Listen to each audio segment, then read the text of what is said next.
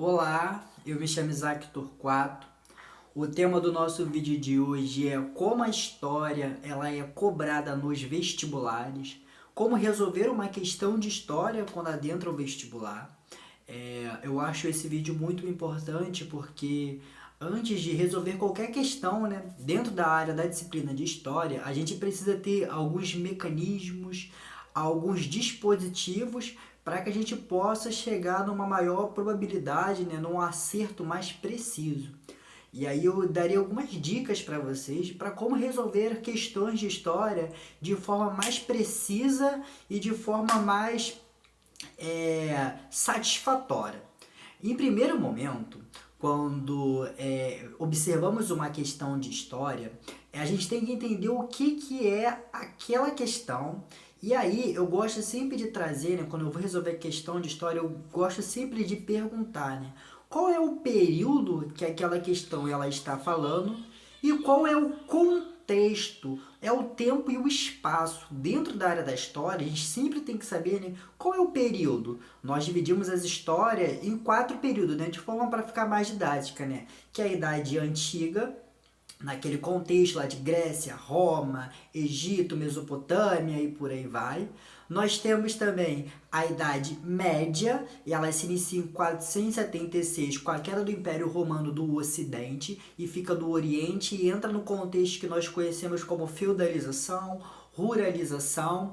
Nós temos também, né, a formação dos feudos, Idade Média, a igreja como uma instituição forte ali, por conta da questão do Pepino Breve, doando terras para a igreja católica, a formação na mentalidade medieval. Depois nós temos a Idade Moderna, que inicia ali em 400 e 1453, a queda do Império Turco-Otomano, a expansão marítima, a formação dos estados nacionais, como Portugal, como Espanha, mais para frente.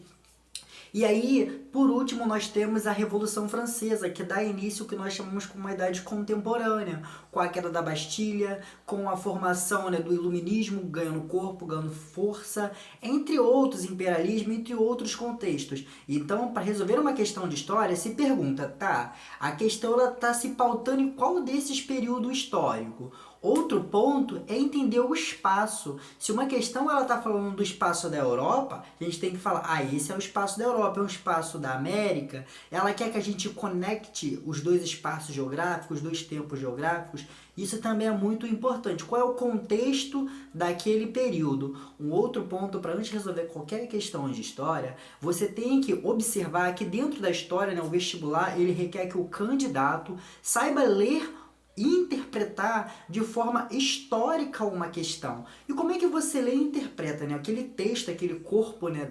Ele não está ali por acaso, você precisa ler ele, focar, destacar as informações daquele texto, depois você vai pelo comando da questão, gosto de começar também pelo comando da questão, né? Para ver o que o vestibular ele quer do candidato daquele comando, partindo do comando, né, o que ele está se pedindo, você volta no texto e você vai direto na resposta.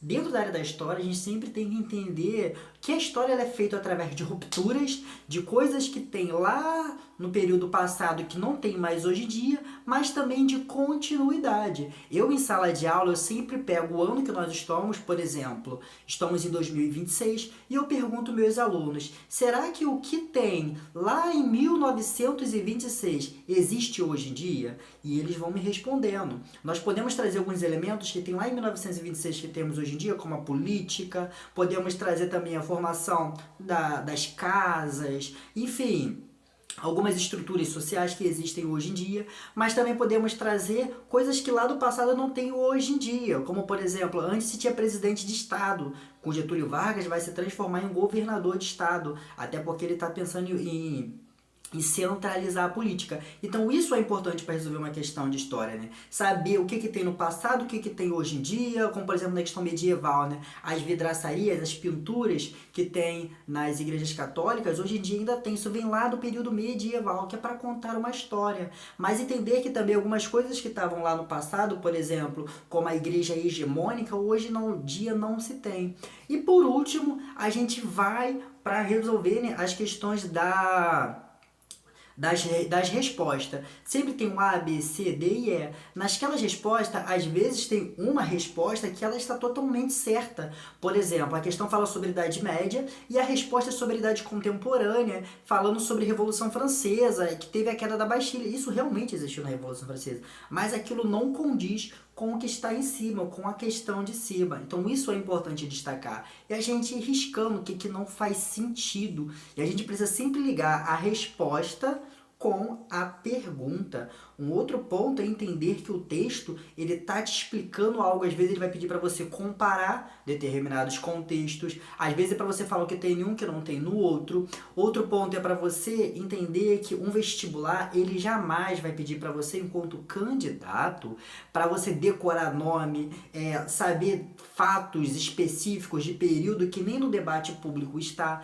Então não se preocupe em estudar história e saber a factualidade de um ponto de decoreba. Isso não é necessário para resolver qualquer questão de história. E por último, não menos importante, entender que o vestibular ele existe ali, né, para te excluir mesmo. E a gente vive num sistema educacional que ele bastante é precarizado, especialmente para quem desdenha de instituições públicas que carregam sempre, né, o sucateamento. Então, não se preocupe se vocês não estão indo bem, se vocês estão errando algumas questões. Eu sempre gosto de trazer, né, o filósofo Piaget e entre outros também, o Vygotsky, entre outros teóricos da base da psicologia da educação, que entende que o erro ele é algo pedagógico. Se você está errando, você diagnostica o seu erro e junto com o seu erro você vai atrás do seu acerto. O erro ele não serve para te derrubar, ele serve para te reestruturar, para você aprender cada vez mais. E entender que a gente vive num contexto, num período